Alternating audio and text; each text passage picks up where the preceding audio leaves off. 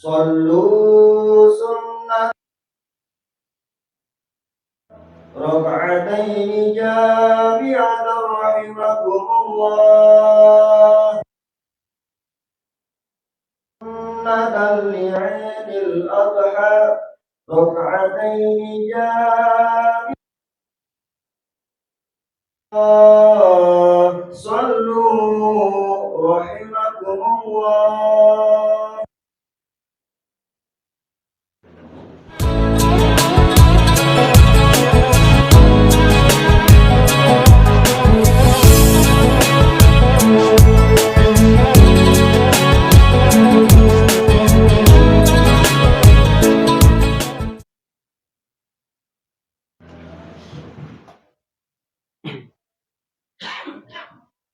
يا معاشر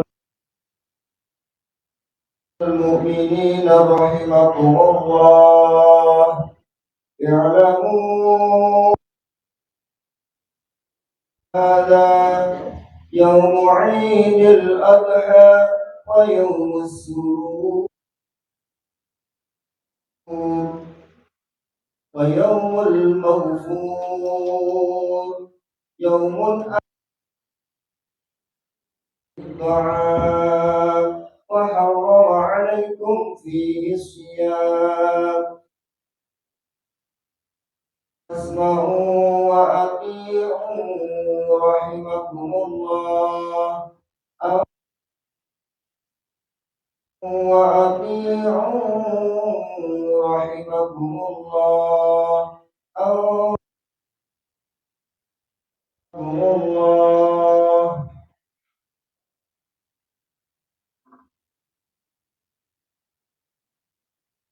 وسلم على سيدنا محمد وعلى آل سيدنا محمد اللهم وعلى آل سيدنا محمد وبارك وسلم اللهم المسلمات والمؤمنين والمؤمنات وانصرهم على معاندتك بالخير ويا خير الناصرين برحمتك يا أرحم الراحمين.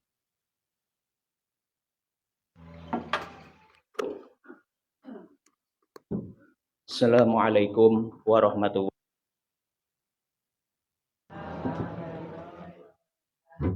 Allahu Akbar. Allahu Akbar. Allahu Akbar. Ilham.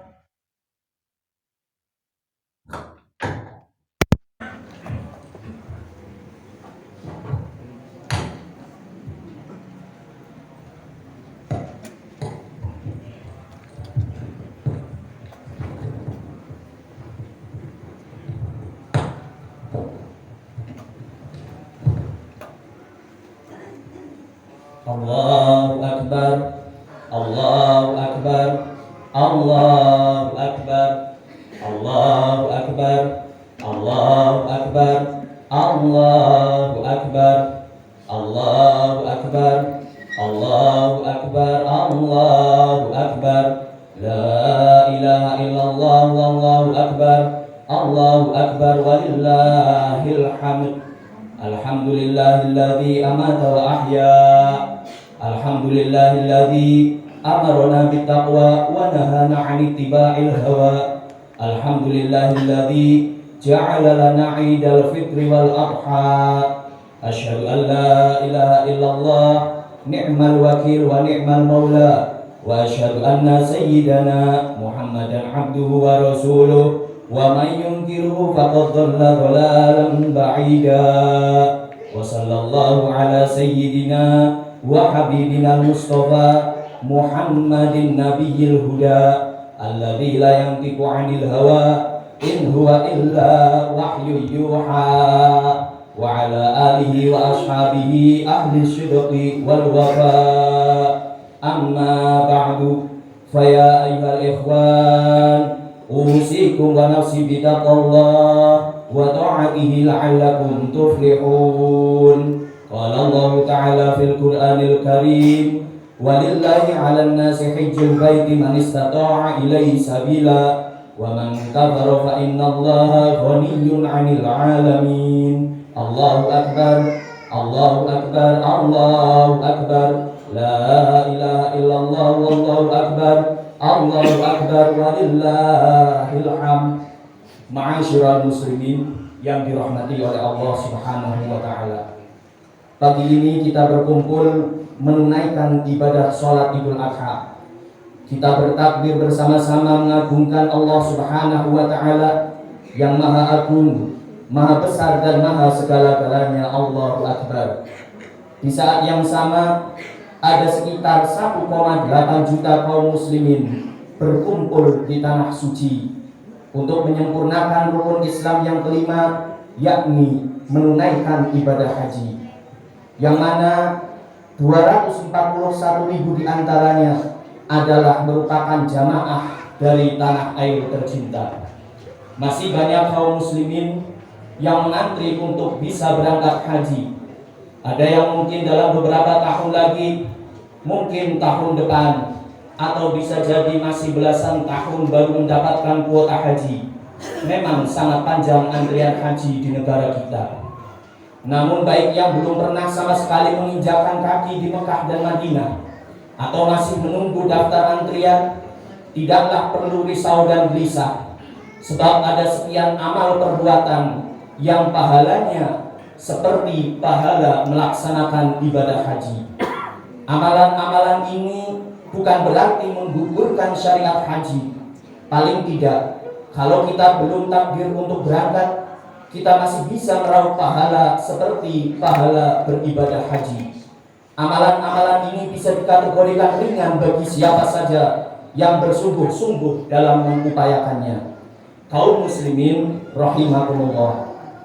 Amalan yang pertama adalah berbakti kepada kedua orang tua kita. Diriwayatkan dari seorang sahabat bernama Anas bin Malik radhiyallahu taala anhu, ia pernah berkata, ada seseorang yang mendatangi Rasulullah sallallahu alaihi wasallam. Dia sangat ingin pergi berjihad namun tidak mampu. Orang ini kemudian berkata kepada baginda Nabi, "Ya Rasulullah, inni ashtahil jihada wala aqdiru alaih." Yang artinya, aku sangat ingin ikut berjihad, namun aku tidak sanggup melakukannya karena ada suatu udzur. Rasulullah sallallahu alaihi wasallam kemudian bertanya kepadanya, "Hal baqiya min walidayka ahad?" Wahai pemuda, apakah salah satu dari kedua orang tuamu masih hidup? Qala na'am ummi. Kemudian pemuda itu menjawab, "Iya wahai Rasulullah, sesungguhnya ibuku masih hidup." Kemudian Rasulullah sallallahu alaihi wasallam menjawab, "Qala fa'abdillah fi birriha, fa idza fa'alta dzalik fa anta hajjun wa mu'tamirun wa mujahidun." Bertakwalah pada Allah dengan berbuat baik kepada ibumu yang masih hidup itu.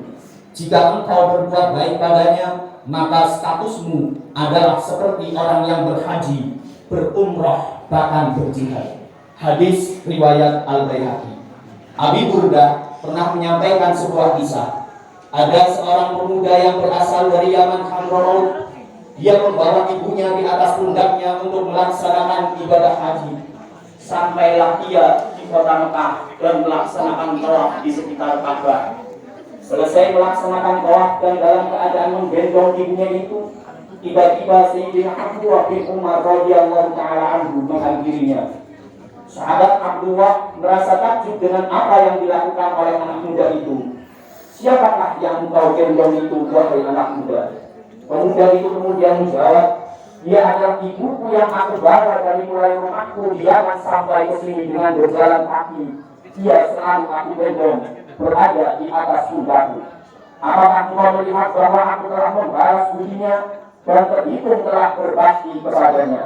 Maka Sayyidina Abdullah bin Umar radhiyallahu ta'ala anhu kemudian berkata, "Sungguh tidak, engkau belum bisa membalasnya walaupun satu jeritan dari rasa sakit yang dirasakannya ketika dia melahirkanmu ke alam dunia ini." Dalam sebuah kisah yang lain, Yakub daripada Rasulullah sallallahu alaihi wasallam, Sayyidina Ali Zainal Abidin sangat terkenal sebagai anak yang berbakti kepada ibunya. Ia pernah ditanya oleh seseorang, "Wahai Imam Ali, sesungguhnya engkau adalah seorang yang paling berbakti kepada ibumu. Tapi kenapa kami tidak pernah melihatmu makan bersamanya di dalam satu meja makan?" Maka Imam Ali Zainal Abidin menjawab, "Sungguh aku takut jika sampai mengambil salah satu makanan atau lauk pauk yang dihidangkan, sedangkan mata ibuku lebih dulu melihat untuk mengambilnya, maka dengan begitu aku telah terhitung berbuat durhaka kepadanya." Allahu Akbar, Allahu Akbar, Allahu Akbar, la ilaha illallah, wallahu akbar, walillahil hamd. Jamaah sholat Idul Adha. Amalan yang kedua adalah menunaikan sholat 5 waktu berjamaah di masjid ataupun di musola. Dalam kitab I'anatul Talibin, Sayyid Muhammad Bakri Syato mengutip sebuah hadis yang diriwayatkan dari Abu Umamah radhiyallahu ta'ala an. Nabi Muhammad sallallahu alaihi wasallam pernah bersabda, "Man masya ila sholatin maktubatin fil jama'ati fahiya kahajjatin." Yang artinya barang siapa yang berjalan menuju sholat wajib berjamaah, maka ia seperti berhaji. Wa man masya ila sholati tatawwu'in fahiya ka'umratin nafilatin. Dan barang siapa yang berjalan untuk melakukan sholat sunnah berjamaah, maka pahalanya seperti umrah sunnah. Pahalanya seperti pahala orang yang berhaji. Hadis riwayat Abu Dawud.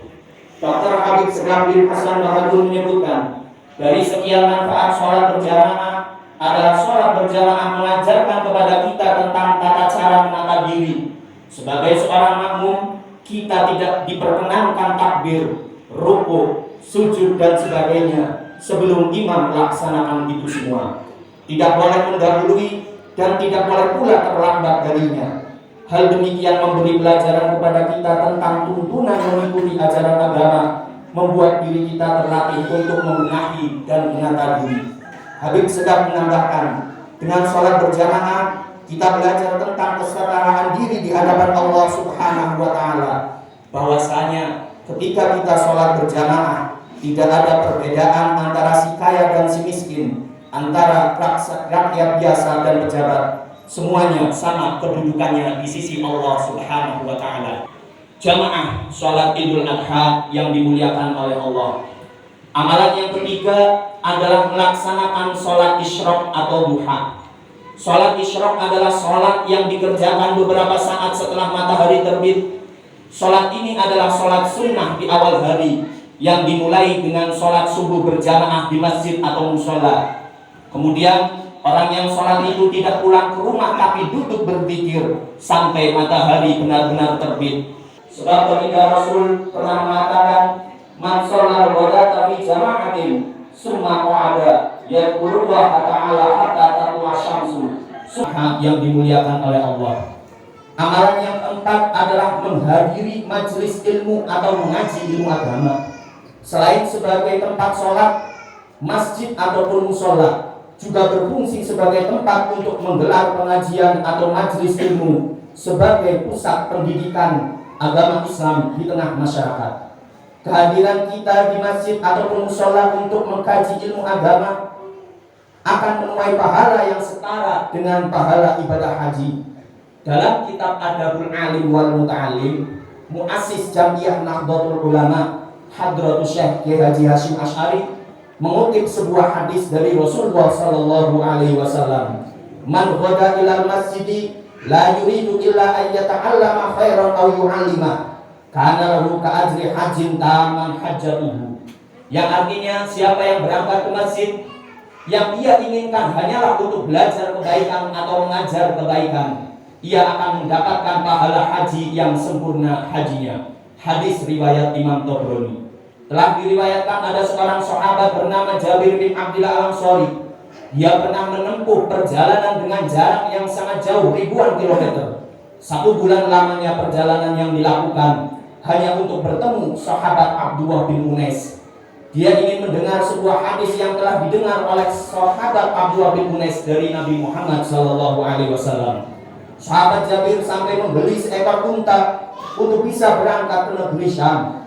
Sesampainya di sana, Jabir berkata kepada penjaga rumahnya, katakanlah kepadanya bahwa sahabat Jabir berada di depan pintu rumahnya. Saat berjumpa, keduanya saling berpelukan. Lalu Jabir berkata, ada sebuah hadis yang sampai kepadaku, dan hadis itu telah engkau dengar dari Rasulullah, yaitu hadis mengenai hukum kisos. Maka aku takut engkau meninggal, atau aku yang lebih dulu meninggal, tanpa sempat aku mendengarnya darimu.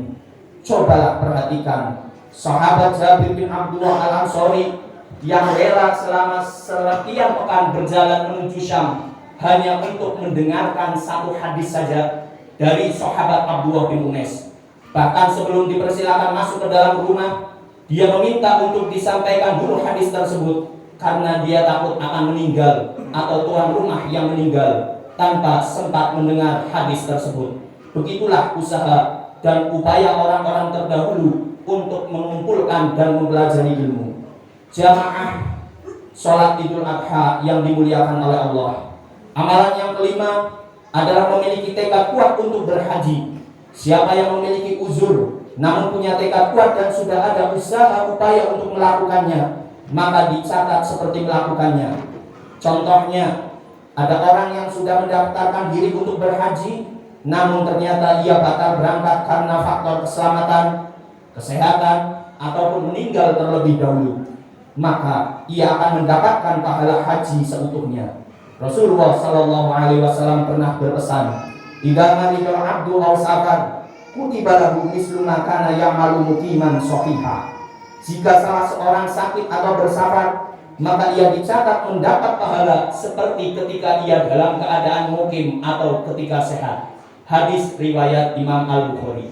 Maka bagi para calon jemaah haji atau siapa saja yang memiliki tekad bulat untuk berangkat haji, semoga saat ini mudah mendapatkan pahala haji dan umroh. Semoga tahun-tahun ke depan kita masih diberi umur oleh Allah Subhanahu wa Ta'ala, dan kita diberikan kemampuan untuk pergi berhaji ataupun berumroh dengan sebaik-baiknya keadaan. Demikianlah sejumlah amalan yang pahalanya sangat luar biasa. Sangat sayang sekali jika kita melewatkan kesempatan umur yang ada. Mari kita gunakan amalan-amalan ini sebagai sarana memupuk kerinduan ke tanah suci guna beribadah haji dengan mengamalkan amalan yang pahalanya setara dengan ibadah haji. Barakallahu li wa lakum fil Qur'anil azim wa naf'ani wa iyyakum bima fihi min ayati wa dzikril hakim wa taqabbalallahu minna wa minkum tilawatahu wa innahu was-sami'ul 'alim. Wa qulu qawli hadza wastaghfirullahal 'azim innahu huwal ghafurur rahim. Allahumma salli wa sallim ala sayyidina Muhammad wa ala ali sayyidina Muhammad.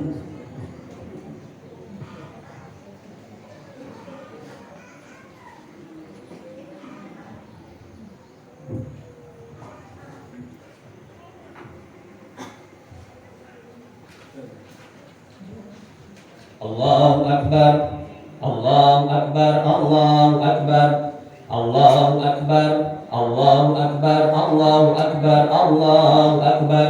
La ilaha illallah, wallahu akbar, Allahu akbar, walillahil hamd. Alhamdulillahi hamdan katsiran kama amar. Wa asyhadu an la ilaha illallah wahdahu la syarika lah, irghaman liman jahada bihi wa kafar. Wa asyhadu anna sayyidana Muhammadan abduhu wa rasuluhu sayyidul khalaiqi wal bashar sallallahu alaihi wa ala alihi wa ashabihi masyabihal ghurar. Amma ba'd, faya ayyuhal hadirun, usikum wa nafsi bitaqwallah, faqad fazal muttaqun, waf'alul khaira wajtanibus sayyi'at, wa'lamu anna Allah amarakum bi amrin bada fi bi nafsihi wa tanna bi malaikatil musabbihati bi qudsihi. Faqala ta'ala fi kitabihil karim, inna allaha malaikatahu yusalluna 'alan nabi ya ayyuhalladzina amanu sallu 'alaihi wa sallimu taslima. Allahumma salli ala sayyidina Muhammadin wa ala alihi wa sahbihi wa tabi'ina wa tabi'it tabi'in wa man tabi'ahum bi ihsanin ila yaumiddin. Wa radallahu 'anna wa 'anhum birahmatika ya arhamar rahimin. Allahumma ighfir lil mu'minina wal mu'minat wal muslimina wal muslimat al ahya'i minhum wal amwat innaka sami'un qaribun mujibud da'wat. Allahumma munna alaina bihajjatin qaribah, Allahumma munna alaina bi umratin qaribah, Allahumma la tumitna hatta tukrimana bi ziyarati masjidi nabiyyika wa hajjatin maqbulah. Allahumma yassir lana ziyarata baitikal haram bil hajj. Allahumma inna nasta'udika kulla man jaa ila baitikal haram ya rabbi ruddahum raddan jamila. Allahumma taqabbal minhum waghfir lahum ma taqaddama min dhanbihim wa ma ta'akhkhar. Allahumma ansur ummata sayyidina Muhammad, Allahumma aslih ummata sayyidina Muhammad, Allahumma ansur ummata sayyidina Muhammad, khususan muslimin fi Palestina. Allahumma ansur man nasaraddin wa akhdul man khadaladdin waj'al baldatana Indonesia hadhihi wa sairi biladil muslimin baldatan tajri fiha ahkamuka wa sunnatu rasulika ya hayyu ya qayyum. Allahumma adfa'anna al-ghala wal bala'a wal waba wal fahsya'a al munkar wal bagh wa suyufal mukhtalifat wasyada'id wal mihana ma dhahara minha wa ma batan min baladina hadha khassa wa min buldanil muslimina amma ya rabbal alamin. Rabbana ighfir lana wa li ikhwanina alladhina sabaquna bil iman wa la taj'al fi qulubina ghillan lil ladzina amanu rabbana innaka ra'ufur rahim. Rabbana atina fid dunya hasanah wa fil akhirati hasanah wa qina adzabannar. Walhamdulillahi rabbil alamin wa la dzikrullah.